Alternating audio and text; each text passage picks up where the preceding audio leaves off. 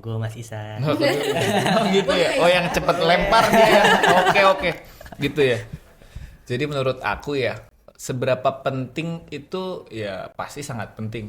Itu kayak misalnya kita punya kapabilitas di bidang tersebut tapi kita nggak mau ke bidang tersebut kan jadi ilmunya sia-sia ya. Ya, jadi kalau orang Sunda ya sayang banget nih ilmunya ada tapi nggak dipakai kayak gitu. Ini maaf ya, ini orang Sunda maaf ya gitu. Mungkin dari Mas Bayu. Oke, kalau dari aku, menurut aku itu sangat penting karena kalau misalkan kita belajar sesuatu nih, katakanlah misalkan leadership gitu, kita belajar kayak awalnya cuma dapat materinya doang kayak gimana sih leadership itu, terus apa aja sih gaya kepemimpinan itu, terus tapi kita abis itu belajar terus nggak diterapin tuh kayak apa yang gitu, apa yang pengen dicapai gitu kan. Tujuannya kita belajar hal tersebut kan karena kita ingin mencapai sesuatu gitu kan. Tapi kalau misalkan kita setelah dapat ilmu itu tapi nggak diterapkan, kayak ya bisa dibilang kayak sia-sia gitu. Jadi kayak kalau menurut aku itu percuma kalau misalkan kalian mau belajar kayak gitu. Jadi menurut aku setelah kalian belajar itu pasti harus banget kalian aplikasikan gitu. Karena untuk itu juga bisa jadi penilaian buat kalian apakah kalian sudah mempunyai ilmu tersebut apa tidak gitu. Nah, itu belajarnya dari aplikasi itu. Dan apa nih ekspektasi Kak Isan dan Kak Bayu kalau pengembangan diri tersebut sudah teraplikasikan? Oke. Ekspektasi ini berdasarkan pengalaman aku aja. Langsung ya, keren Mas, keren. Lanjut Mas. Iya, yang pasti ketika aku udah berhasil mencapai itu, aku jadi ada rasa percaya diri gitu kan. Aku pasti lebih pede nih kalau misalkan setelah leadership, misalkan aku mau belajar tentang manage keuangan misalkan gitu. Nah, pasti karena aku sebelumnya udah belajar leadership, terus aku aplikasikan dan ternyata itu berhasil, aku jadi punya rasa percaya diri yang tinggi untuk belajar hal baru gitu. Iya. Ya kalau dari aku ekspektasinya kayak misalnya aku itu tipikal orang yang kurang cepet puas. Jadi kalau misalnya udah ngeset goals atau misalnya belajar leadership, aku pasti kalau misalnya aku nggak tahu ya, mungkin udah ngerasa di level tersebut, tapi nanti aku ngelihat orang di atas aku. Nah, aku pasti ngejar orang itu. Jadi di situ aku belajar namanya mungkin dulu tuh dinamis. Jadi kalau udah nyampe sini nanti naik lagi, nanti naik lagi. Step by step kayak gitu. Kalau dari aku sih kayak gitu. Oke, tadi kan udah bahas pengembangan diri nih banyak Betul. banget ya. Ada nggak sih Kak tips do and don'ts-nya buat mungkin teman-teman yang mau masuk THP, apa sih yang perlu disiapin gitu? Boleh Kak Isan dulu. Oh, Kak aku dulu ya. Do's and don'ts-nya ya. Untuk masuk THP. Tipsnya itu sebenarnya pertama kalau misalnya dari aku kan aku bukan dari orang sini ya. Aku kan imigran. Enggak, aku dari Bogor gitu. Jadi pertama survive dulu di sini. Nggak apa-apa, makanya tadi aku bilang kita kupu-kupu dulu di awal itu nggak apa-apa. Kita adaptasi dulu. Makanya adaptasi itu penting gitu.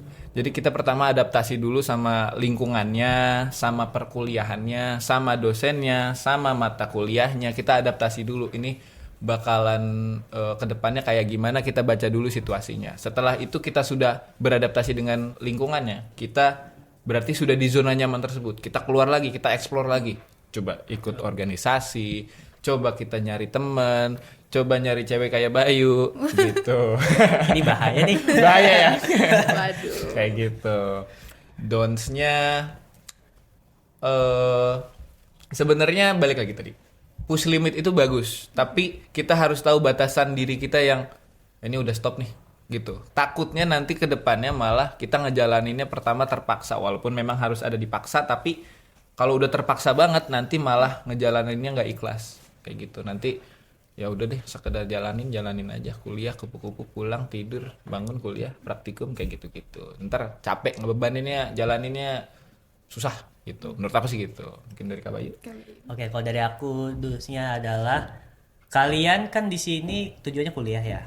Nah, kalau saran dari aku, kalian karena misalkan kalian udah keterima nih jadi mahasiswa baru, terutama ntar masuk THP gitu, kalian harus tetapi tujuan kalian. ya oke, kalian kesini kuliah untuk mendapatkan gelar, tapi kalau misalkan tujuan kalian hanya itu, menurut aku itu ini sih terlalu apa ya, kayak kalian buang kesempatan besar gitu, karena jadi mahasiswa itu kan sebuah privilege, nggak semua orang bisa jadi mahasiswa. Kalau misalnya dari aku sendiri, semenjak aku jadi mahasiswa gitu, aku bener-bener banyak banget belajar hal baru. Jadi awalnya ya waktu pas aku SMA itu kayak aku nggak bisa berbicara di depan umum gitu kan, kayak waktu dulu tuh aku kayak lebih ke, bukan malu sih, lebih ke males sebenarnya, males buat eksplor diri gitu kan. Terus semenjak aku jadi mahasiswa, aku jadi merasa tertantang gitu kan, karena melihat tadi waktu pas ODM itu kan banyak anak-anak yang aktif gitu kan, jadi aku merasa terpacu melihat hal itu, jadi aku juga pengen mencapai hal itu. Terus yang jangan dilakuin adalah kalian nggak boleh FOMO. Nah, penting banget. Iya, itu penting. Iya, kalian jangan FOMO. Misalkan ada teman kalian ikut organisasi gitu kan, terus kayak kalian ngerasa FOMO kayak, aduh aku juga mau ikut nih organisasi, tapi dia aku pengen iya, organisasi. misalkan teman kalian kan ada tujuannya, misalkan join organisasi mau capai hal ini, tapi kalau misalkan kalian FOMO, itu kan kalian nggak punya tujuan ya, kalian cuma pengen ikut-ikutan aja kayak teman kalian. Nah, kalau misalnya saran dari aku, lebih baik kalian jangan kayak gitu. Oke, Kaisa dan Kak Bayu, ngomong-ngomong soal percaya diri nih, tadi yang Kak Bayu sampaikan kan. Aku ini kan orangnya pemalu ya Kak, jadi ketika ada suatu case yang diharuskan aku menjadi seorang pemimpin, aku ini kayak kurang percaya diri lah Kak akan potensi aku. Nah, boleh dong Kak Bayu atau Kak Isan sharing-sharing tips percaya diri ke kita dan kepada THP Mates. Tips ala THP Mates. Kak Bayu atau Kak Isan. Boleh. Aku dulu ya. Ya udah. Karena ini cerita juga. Oke. Oke. Ini lucu banget sebenarnya. Apa ini? Apa tuh? Personally lucu nih, nggak tahu buat orang ya. Jadi gini, pertama kali diamanahi jadi kahim itu, sebenarnya kan kita mikirnya itu bakalan nge-manage himpunan, bakalan bikin proker, kayak ngurusin ke anak-anaknya seperti apa, kabit-kabitnya seperti apa, kayak gitu-gitu. Kita mikirnya di dapur kita gitu. Cuma aku lupa buat siapin kalau jadi kahim itu kita harus sering sambutan. Bener banget. Itu dulu tuh aku lupa banget, nggak bener-bener nggak nyiapin itu. Jadi aku nyiapin yang di balik dapur aja, di dapur kayak gimana, yang penting dapurnya rapih kayak gitu. Nah, pas proker pertama itu mubes atau Iya, mubes. mubes ya? Iya, Iya, mubes. ART. Lupa mubes apa? Mubes dulu ya. Iya, Nah, bener. mubes itu hari Sabtu kita praktikum dulu. Iya kan? Iya, iya, Iya. praktikum dulu. Kita praktikum nih. Udah kita praktikum dari 6.50 pokoknya dari pagi lah. Dari pagi terus udah beres sampai udah di PC-PC-in kayak, "Kak, ayo Kak, ini bentar lagi sambutan." "Iya, bentar, masih licing kayak gitu. Habis itu udah beres praktikum dari gedung C. Terus aku lari ke gedung D. Naik tangga. 3 tuh tangganya. 1, 2, 3. Nah, udah nyampe situ langsung tanda tangan, masuk langsung dikasih mic.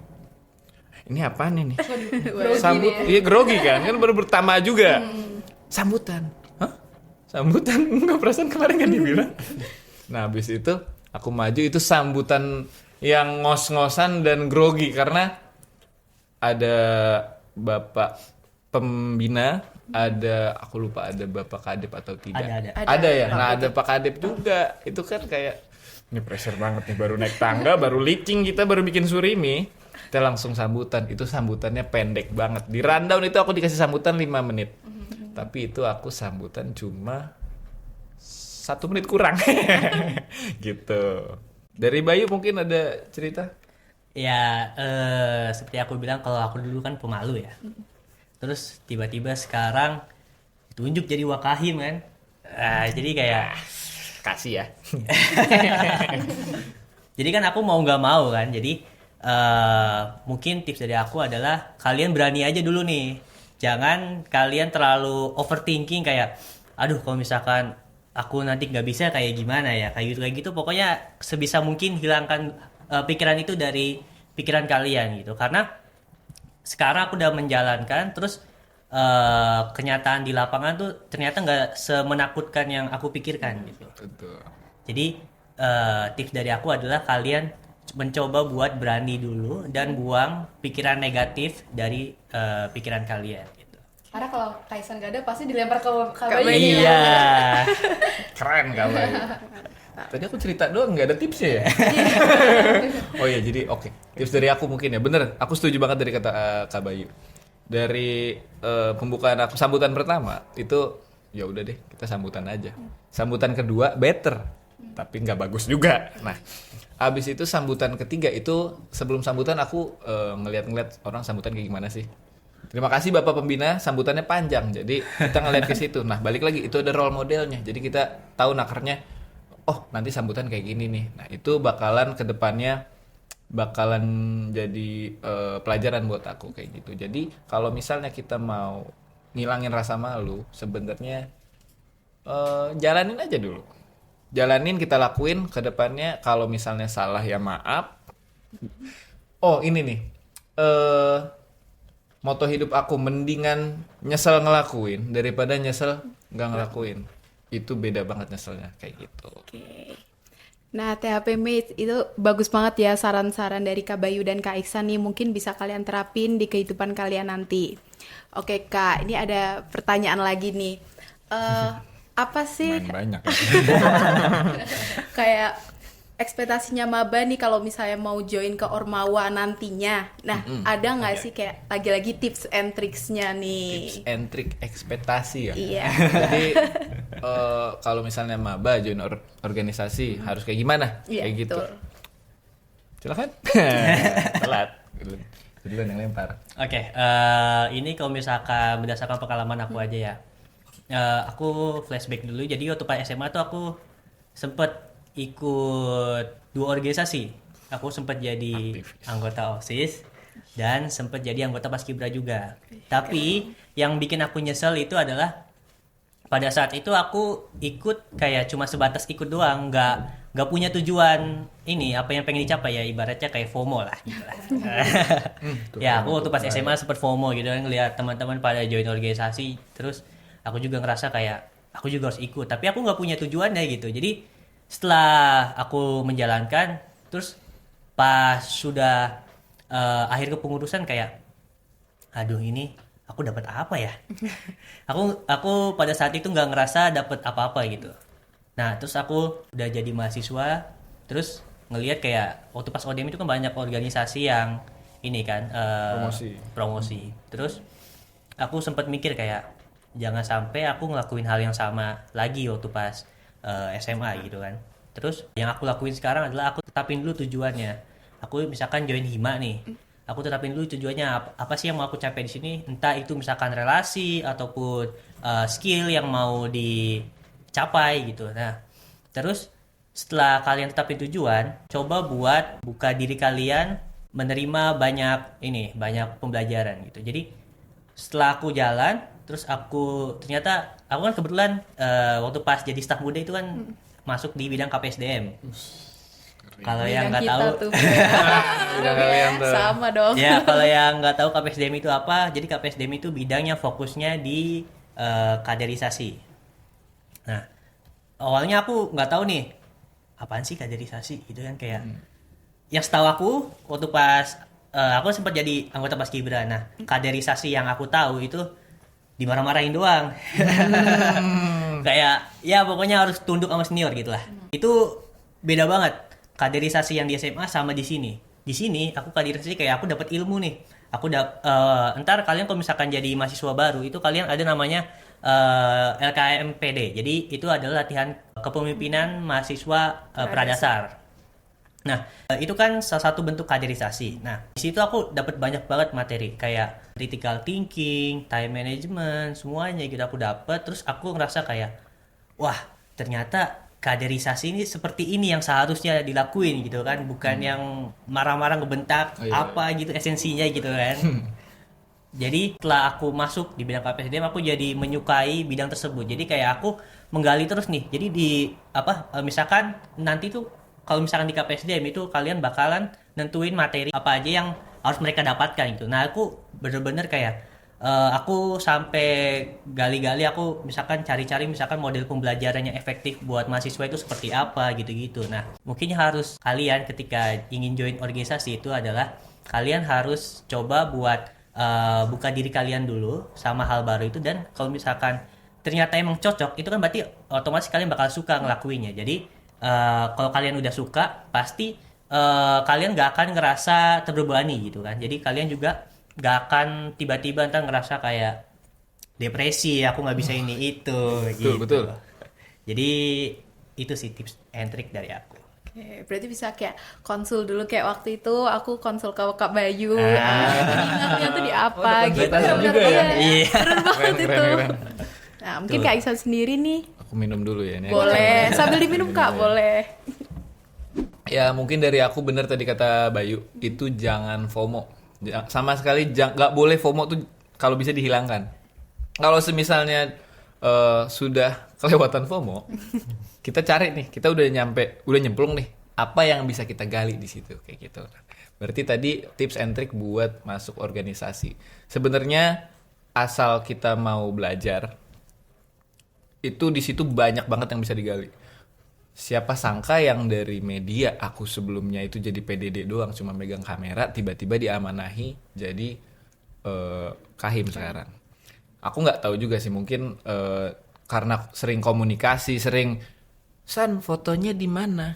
Udah diupload belum? Nah kan jadi aku sering komunikasi. Nah nantinya jadi sering ngobrol juga, entah tentang himpunannya, entah tentang perkuliahannya, kayak gitu-gitulah. Jadi yang pertama asal kita mau belajar, intinya sih gitu. Nanti pasti dapet ilmunya. Oke, bagus banget ya nih sarannya dari Kahim Wakahim kita. Menyenangkan banget ya Nis, belajar Berat. mengenai pengembangan diri, kita jadi bisa menggali potensi dan skill yang ada di dalam diri kita. Nah, tapi sayang banget nih Kak, waktunya cepet banget ya. Aduh. Udah berapa lama nih kita? Udah berapa jam ini kita di sini? Nah, mungkin sebelum kita akhiri nih sesi ini, ada nggak sih Kak closing statementnya dikit gitu dari Kak Dikit Bayu aja. dulu boleh? Oke, dari Kak Bayu. Oke, closing statement dari aku buat kalian nanti mahasiswa baru terutama. Pesan aku adalah setelah kalian menjadi mahasiswa itu banyak banget kayak kesempatan yang kalian harus gali, terutama ketika kalian tidak mendapatkan hal itu di SMA gitu. Kalian harus berani buat keluar dari zona nyaman kalian. Kalian nggak boleh ngerasa kayak, aduh aku cukup deh, mungkin kemampuanku segini aja gitu. Nah kalian nggak boleh berpikiran seperti itu, karena ketika kalian sudah berpikir seperti itu, otomatis itu kan kalian membatasi kemampuan kalian sendiri gitu. Jadi kalau bisa kalian coba buat jangan punya fixed mindset, melainkan grow mindset. Hal itu bakalan membantu banget ketika kalian ingin mencapai suatu hal gitu. Mungkin itu aja closing statement dari aku. Kak Iksan? Mungkin dari aku berarti ini closing statement dan pesan untuk maba ya. Boleh. Tadi aku sedikit kutip dari kata Bayu. Nggak semuanya punya kesempatan jadi mahasiswa. Jadi pada saat kita sudah menjadi mahasiswa, ini banyak banget kesempatan buat kita untuk berkembang. Banyak banget, entah ikut organisasi, entah ikut UKM, entah jadi aspen, entah kita ikut PKM atau P2MW, PPK yang ke desa-desa kayak gitu. Itu sebenarnya banyak banget kesempatan dari kita buat berkembang kalau udah jadi mahasiswa. Jadi jangan disia-siain. Kita punya 7 tahun maksimal. Maksimal 7 tahun, tapi kalau bisa 4 tahun Jangan aja. sampai dong Kak. Iya, jangan sampai 7 tahun. Jangan dimaksimalin. Maksimalin. Kalau waktunya kalau bisa 4 aja. 3,5 3,5. gitu. Jadi kesempatan dari situ jangan disia-siakan, karena itu once in a lifetime gitu. Dari aku sih gitu. Menarik banget ya guys ya, closing statement dari Kahim Wakahim kita nih. Nah, makasih ya Kak ya udah mau sempetin nih Sama-sama, terima kasih banyak hadir juga. sharing-sharing ke kita. Terima kasih banyak juga, ini pertama Semangat kali kuliahnya juga. ya Kak ya. Itu terima kasih tuh. Itu makasih tuh. Semangat terus Kak. Semangat juga kalian. Have a nice day. Have a nice day juga. Nah, THP Mates, yang masih penasaran nih episode apa selanjutnya yang bakal ditayangin, tetap stay tune di channelnya TH Pods. See ya.